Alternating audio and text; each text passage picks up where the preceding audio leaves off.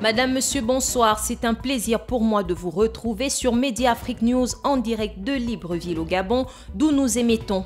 Dans l'actualité de ce lundi, le Centre gabonais des élections en abrégé CGE a annoncé hier le calendrier électoral pour les 3 scrutins. Les Gabonais sont appelés aux urnes le 26 août prochain.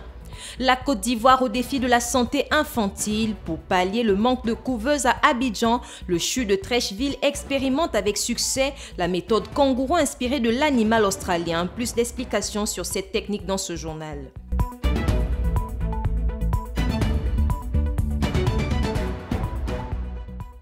Première information de cette édition. Dimanche 25 juin, des heurts entre la police et les militants de l'opposition ont eu lieu à Freetown, au siège du principal parti de l'opposition All People's Congress. Ces derniers réclamaient la victoire de leur candidat à la présidentielle, Soumana Camara. Michael Ba.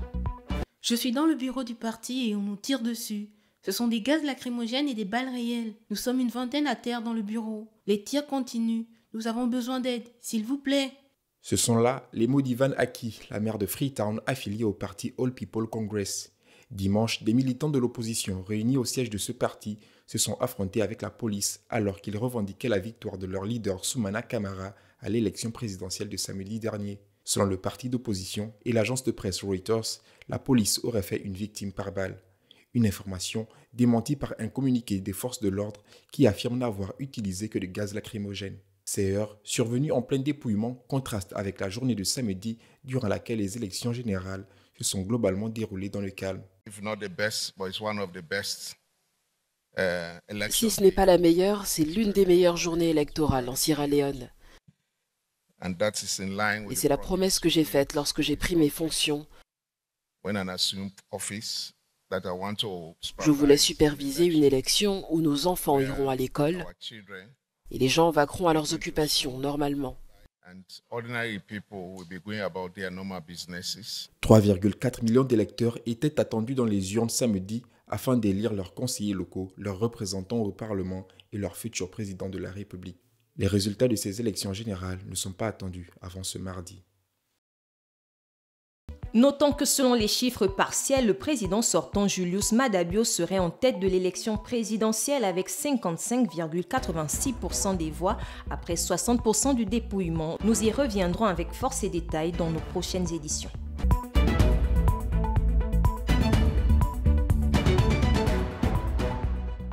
En République démocratique du Congo, la Commission électorale nationale indépendante CENI envisage des rencontres incessamment avec des leaders politiques, notamment ceux de l'opposition, autour du processus électoral. Cette démarche vise avant tout à explorer des solutions réalistes pour un déroulement plus inclusif. Reportage en RDC à Mourimani Christian. À en croire Denis Kadima Kazadi, ces échanges ont pour objectif d'explorer des solutions réalistes pour un processus électoral plus inclusif. Parlant au nom de son institution, il a rassuré quant à la mise en application de différentes recommandations issues de l'audit externe du fichier électoral. Les membres de la CENI sont tous animés de bonne foi et d'un sens élevé d'éthique, raison pour laquelle la CENI agit en toute indépendance pour assurer le déroulement d'élections transparentes et dignes de confiance de l'opinion publique. C'est ainsi que j'annonce la tenue dans les tout prochains jours, des rencontres avec des leaders politiques, particulièrement ceux de l'opposition. Cette démarche vise avant tout à explorer ensemble des solutions réalistes pour un processus plus inclusif.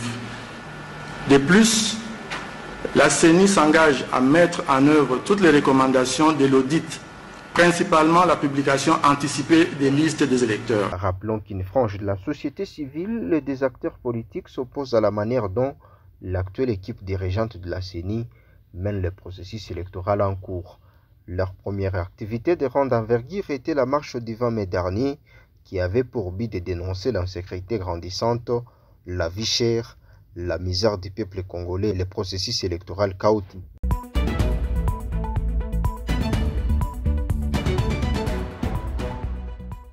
Direction le Sénégal où le rapport du dialogue national a été remis ce samedi 24 juin au président Macky Sall lors d'une cérémonie officielle au palais présidentiel. Après plusieurs jours de travaux en commission, ce sont au total 270 recommandations et propositions qui sont désormais dans les mains du président sénégalais. Pierre Essonozué. Démarré le 31 mai dernier, le dialogue national initié par le président sénégalais Macky Sall a pris fin ce 24 juin. C'est donc à l'occasion d'une cérémonie officielle au palais présidentiel que le rapport contenant 270 recommandations et propositions a été remis au numéro 1 sénégalais. Pour le rapporteur général de la concertation, Marie-Angélique Savané, a indiqué que ces recommandations pourraient contribuer au développement économique et social du Sénégal, en dépit de quelques désaccords à propos desquels les participants au dialogue national n'ont pas pu trouver de consensus. En effet, sur les points de discorde relevant notamment de la commission politique, les organes de tutelle et d'organisation des élections, certains participants ont recommandé l'érection des ministères chargés des élections, tandis que ceux de la majorité ont plaidé pour le maintien du système actuel, a relevé le rapporteur général. Aussi, les participants ne sont pas parvenus à s'accorder au sujet du cumul des fonctions du président de la République et chef de parti. Sur ce point, Macky Sall dit ne pas trouver d'inconvénient en ce sens que le président de la République demeure également un acteur politique. Concernant son éventuelle troisième candidature à la présidentielle qui figure parmi les points de discorde, le président de la République sénégalaise a annoncé qu'il va s'adresser très bientôt à la nation sur cette question. Cependant, parmi les points d'accord, le montant de la caution qui ne doit pas dépasser 30 millions de francs CFA pour l'élection présidentielle. Le système de parrainage et la question du respect des droits civiques de certains candidats dans des procédures judiciaires ont également fait l'objet d'accords, selon Angélique Savané. La commission culture, art, jeunesse et sport a formulé 30 recommandations, parmi lesquelles l'adoption d'une charte de sport et le renforcement de l'instruction civique. 88 mesures phares de la Commission économique et sociale et les 30 recommandations de la Commission des ressources humaines ont également figuré en bonne place. Quant à la commission environnement et cadre de vie, ce sont au total 38 recommandations qui ont été formulées, dont une portant sur la problématique de la mobilité urbaine, sans compter également les 42 recommandations de la commission modernisation de l'État qui a insisté sur la criminalité économique et financière. Parlons des points qui n'ont pas été inscrits dans les termes de référence, mais que de nombreux participants auraient souhaité aborder. Marie-Angélique Savané a évoqué le retour du service militaire obligatoire. Par ailleurs, le président du comité de pilotage du dialogue national, Moustapha Niasse, s'est félicité de la maturité et de l'esprit d'ouverture qui ont prévalu tout au long des travaux. Il a salué également le temps record des commissions techniques du dialogue. Les Sénégalais sont d'ores et déjà suspendus aux lèvres de Macky Sall pour l'applicabilité de ces recommandations.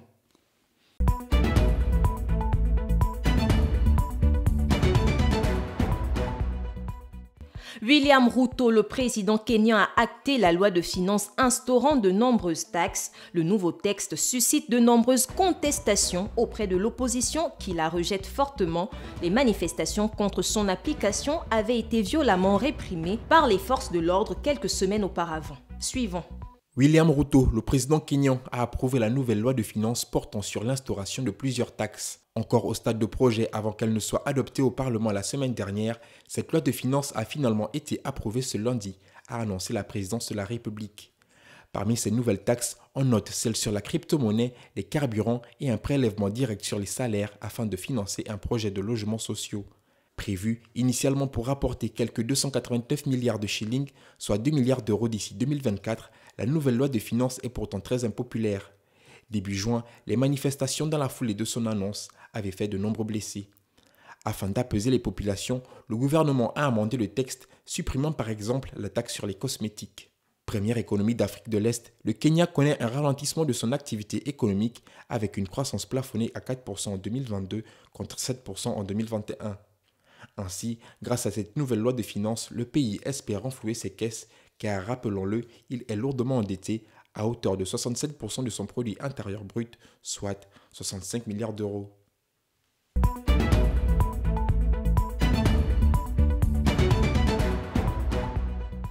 Partons au Burkina Faso où les autorités de la transition ont procédé à un remaniement ministériel dans un décret signé par le capitaine Ibrahim Traoré. Quelles sont les nouvelles têtes qui figurent dans ce nouveau gouvernement et quelles sont les réactions des Burkinabés? Suivant les éléments de réponse avec notre correspondant depuis Ouagadougou, Moussa Ramdé.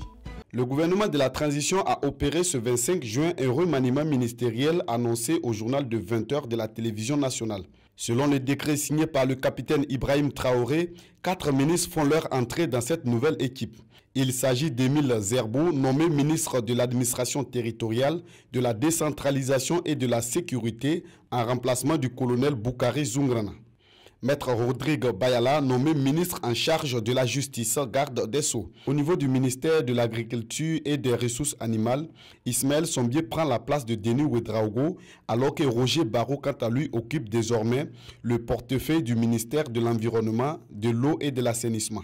Un remaniement qui est diversement apprécié par les Ouagavillois. C'est une très bonne chose parce que les ministres sortants et les ministres entrants, par exemple, au niveau du ministère de l'Agriculture, on voit un militaire au niveau du ministère de l'Agriculture. Comme déjà, vous voyez déjà que nous sommes au niveau de la saison pluvieuse. Donc je pense qu'avec le militaire là, il pourra faire mieux que ce qui est passé. Si le gouvernement, par exemple le président a pensé de changer de ministre, moi je pense que ce n'est pas que les anciens ministres ils ont eu des insuffisances. Bon, vu le travail que nous-mêmes on voit et puis on écoute là, on pense que le gouvernement travaille. On pense qu'il travaille très bien parce que côté, ils sont venus pour l'insécurité. Mais côté insécurité, on voit que vraiment ça s'améliore de jour en jour. Mais à mon humble avis, ce gouvernement-là, surtout cette régime tradition d'Ibrahim Traoré, nous avons totalement confiance avec le ministre Kelem. Voilà, donc nous, on sait que s'il y a un changement, bon, on sait que c'est des bons seulement qui sont venus. Voilà, ça, on n'a pas de doute de ça. On a confiance totale à eux, 100%. Après un remaniement ministériel intervenu le 12 janvier dernier, c'est le deuxième réajustement du gouvernement Kelem depuis sa nomination le 21 octobre 2022.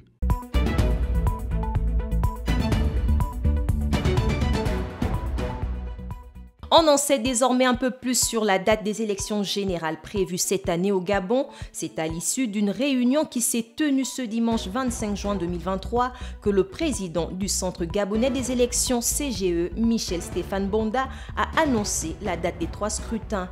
Ainsi, selon le calendrier de cet organe, les Gabonais seront attendus aux urnes le 26 août 2023 pour la présidentielle, les législatives et les locales. Pierre Issonozu. Attendue depuis plusieurs mois, la date officielle des prochaines élections politiques au Gabon est enfin connue. En effet, si les révélations du mensuel Jeune Afrique avaient sémé le doute dans l'esprit des Gabonais, le Centre gabonais des élections vient officiellement de décliner le calendrier des joutes électorales à venir. Ainsi, dans une déclaration rendue publique ce dimanche 25 juin 2023, le président du CGE, Michel Stéphane Bonda, a indiqué que les élections générales se tiendront le 26 août prochain. Pour les élections législatives et locales, la date limite de déclaration de candidature est arrêtée au mardi 11 juillet pour une ouverture de la campagne dès le 16 août prochain. Pour ce qui concerne la présidentielle, la date limite de déclaration de candidature est fixée au 11 juillet 2023, tandis que la campagne pour cette élection cruciale s'ouvrira le vendredi 11 août de la même année. Globalement, la clôture de la campagne pour l'ensemble des élections est arrêtée au 25 août et les électeurs sont appelés aux urnes le 26 août 2023. Cependant, pour de nombreux observateurs de la vie politique gabonaise, cet agenda est de l'ordre du projet en attendant son entérinement par le gouvernement. Plus précisément par le ministère de l'Intérieur, superviseur des processus électoraux. Au moment où le Centre gabonais des élections a décliné son chronogramme, un conseil des ministres est tenu dans la foulée. Celui-ci devra permettre au ministre de l'Intérieur gabonais, Lambert Noël Mata, de soumettre ce programme au gouvernement pour validation.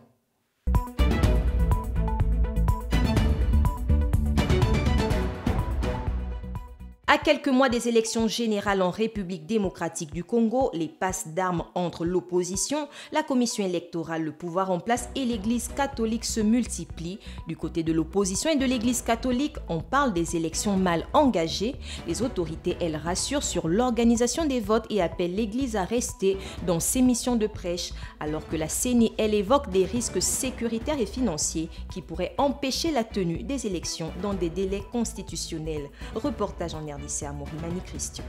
En marge de la convocation de l'électorat pour les élections législatives nationales, le président de la Commission électorale nationale, Denis Kadima, est revenu sur les contraintes qui peuvent empêcher la tenue des élections dans les délais constitutionnels. Il s'agit notamment de risques sécuritaires et financiers qui persistent encore à 6 mois des élections de décembre 2023. Pour l'opposition congolaise et l'Église catholique, ceci vient encore renforcer les doutes sur l'organisation des votes comme prévu.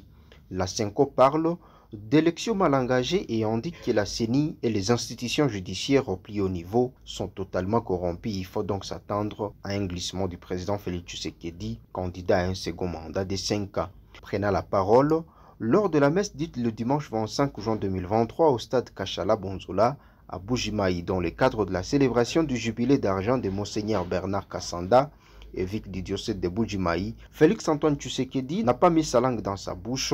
L'Église catholique doit rester dans sa mission de prêcher la paix et d'être au milieu des Congolais, a-t-il déclaré. Pour plus d'un observateur de la scène politique congolaise, Félix Tshisekedi a profité de la tribune lui accordée à Bujimaï pour répondre aux évêques catholiques qui, à l'issue de leurs travaux à Lubumbashi, déclaraient ce qui suit: la tenue des élections crédibles, peuple congolais, réveille-toi de ton sommeil. Les acteurs politiques en majorité de l'opposition s'opposent à la manière dont l'actuelle équipe dirigeante de la CENI mène le processus électoral en cours. Ce dimanche 25 juin, l'opposition représentée par Martin Fayoulou, Moïse Katumbi, Délice Sanga et Mata Tampognon se réunit à la place Sainte-Thérèse en Djili pour un meeting populaire. À cette occasion, Martin Fayoulou, qui avait annoncé son retrait du processus électoral, a précisé qu'il ne se retire pas, mais qu'il est hors de question d'aller aux élections avec un fichier électoral corrompu.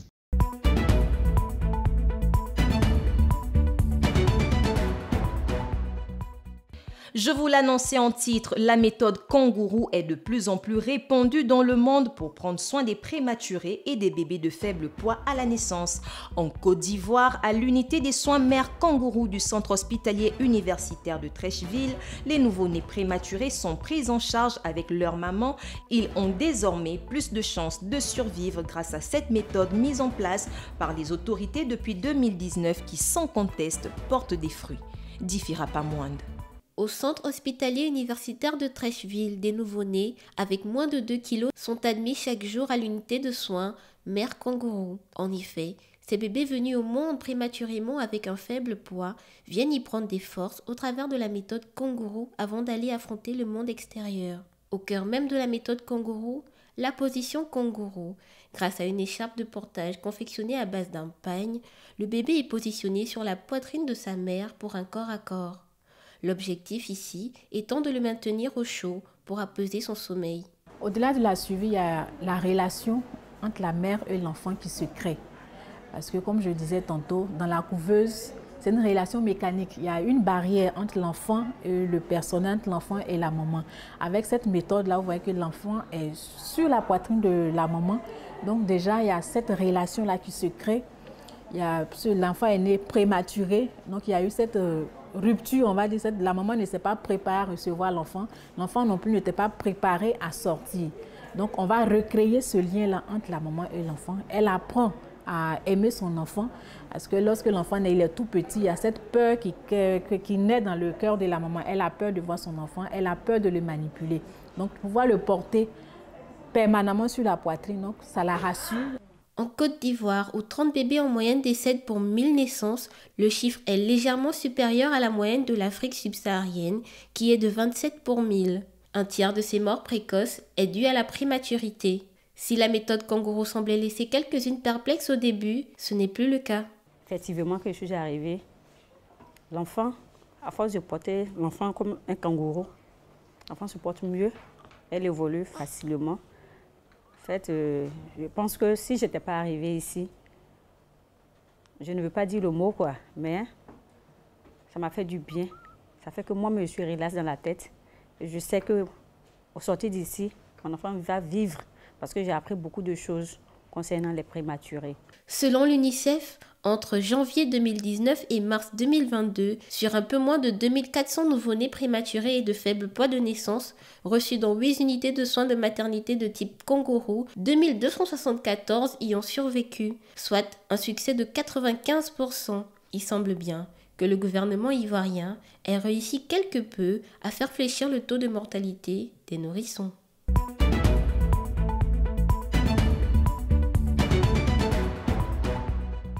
Le site historique de Kamina, situé à 20 km d'Atakpamé dans les plateaux, va abriter un musée d'histoire. L'annonce a été faite par le ministre de la Culture du Togo, Kossi Lamadoko, dans le cadre de la mise en activité des emplacements touristiques du pays.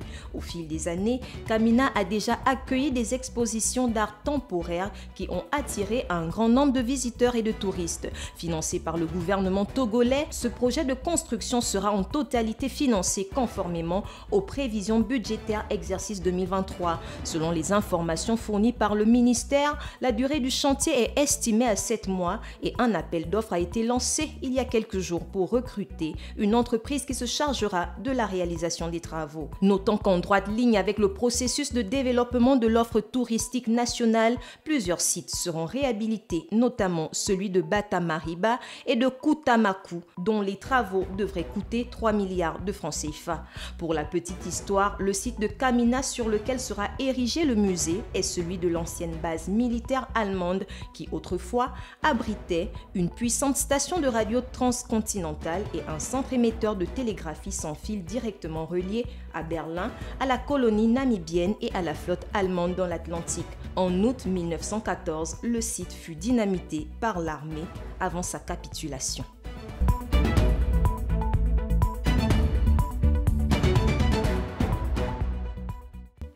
Du sport, du football dans ce 2030, la 4e édition de la Coupe d'Afrique des Nations des moins de 23 ans, Total Energy Maroc 2023 a débuté le week-end écoulé. Si le pays hôte ainsi que le Mali et le Ghana ont remporté leur match, l'Égypte, le tenant du titre, a lui été tenu en échec par le Niger. Suivons cela avec John Zui. Le match d'ouverture a opposé les Marocains aux séries nationales de Guinée. Les Lions de l'Atlas, mal embarqués dans cette rencontre avec un but encaissé avant la mi-temps, vont finir par se ressaisir en égalisant d'abord à la 68e minute avant de prendre l'avantage en fin de partie avec le deuxième but de Ezhabde. 2 buts sur penalty pour la sélection marocaine qui se défait d'une équipe guinéenne très coriace. Victoire des espoirs marocains, 2-1. Dans le même groupe A, le Ghana s'est aussi sorti d'affaire en battant in extremis le Congo sur le score de 3-2. Une victoire au forceps pour les Black Satellites ghanéens qui leur permet de prendre provisoirement la tête du groupe A devant le Maroc, pays hôte. Dans la poule B, c'est le Mali qui a su tirer son épingle du jeu en venant à bout d'une vaillante équipe gabonaise réduite à 10 après l'exclusion de leur gardien pour une faute en dehors de la surface des réparations. L'équipe du Gabon s'incline finalement sur le score de 3-1 devant des Aiglons bien supérieurs en termes de qualité technique. Dans l'autre match de ce groupe, l'Égypte, le tenant du titre, a quant à lui été tenu en échec par le MENA du Niger. Malgré une grosse domination des Égyptiens avec 62% de possession de balles et 17 tirs contre 2 seulement pour le Nigérien, les jeunes princes d'Égypte partagent les points avec leurs homologues du Niger et se positionnent deuxième au classement du groupe, juste derrière le Mali. La deuxième journée de cette CAN U23 va permettre à certaines équipes en cas de victoire de se qualifier et d'autres devront se relancer après leur contre-performance. Il faut aussi éviter les faux pas comme le Gabon, la Guinée et le Congo qui risquent de sortir de la compétition en cas de deuxième défaite consécutive.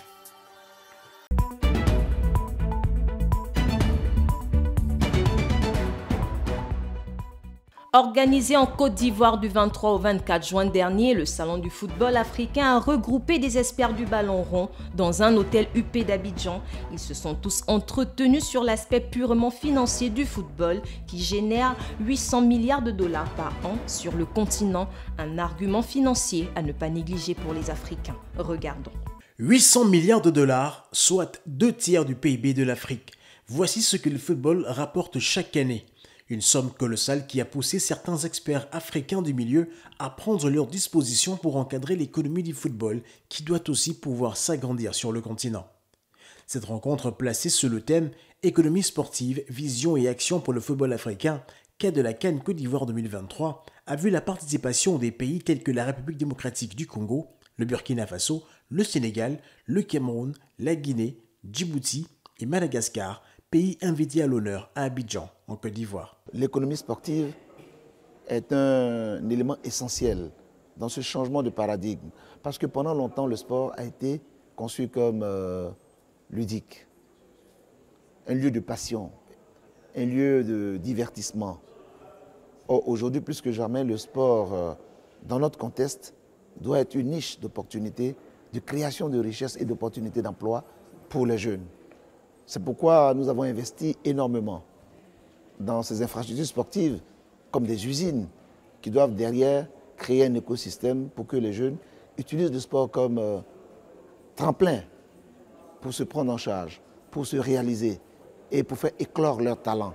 Tous ces différents pays ont mis un accent particulier sur les métiers peu connus du monde du football qui sont aujourd'hui une source d'emploi pour la jeunesse, mais aussi qui peuvent déboucher sur la professionnalisation des clubs africains encore loin des standards internationaux, surtout en Afrique subsaharienne.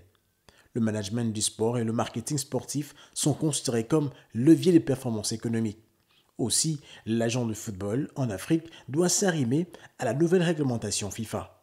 Tout cela devrait pouvoir faire passer à l'Afrique un cap et pourquoi pas pousser certains dirigeants à prendre leurs responsabilités et arrêter de faire de ce sport un simple élément de divertissement. Si le football a pu faire connaître le Brésil à travers le monde au point d'être une marque déposée, au Salon africain de football, on prône pour le développement de cette industrie en relevant les problèmes liés à ce sport et trouver les mécanismes qui pourront enfin donner à l'Afrique les manettes pour mieux contrôler les retombées stratosphériques du sport roi, qui n'a pas encore mis l'Afrique sur son piédestal.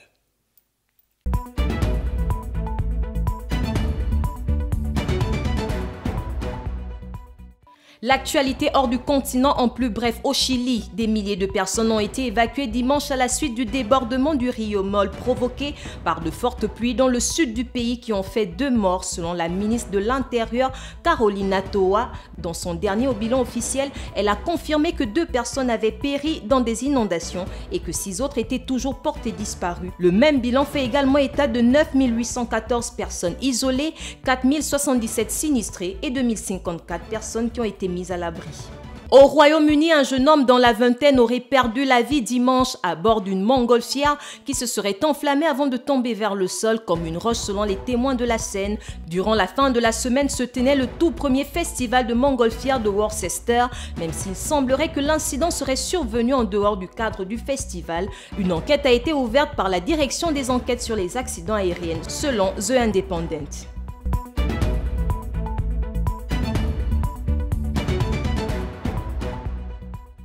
Ainsi se termine ce journal. Je vous remercie pour votre fidélité. Suivez l'information en continu sur notre page Facebook Mediafrique News avec nos différents flashs d'informations de 9h, 13h et 18h. Et nous, on se retrouve demain à 20h30.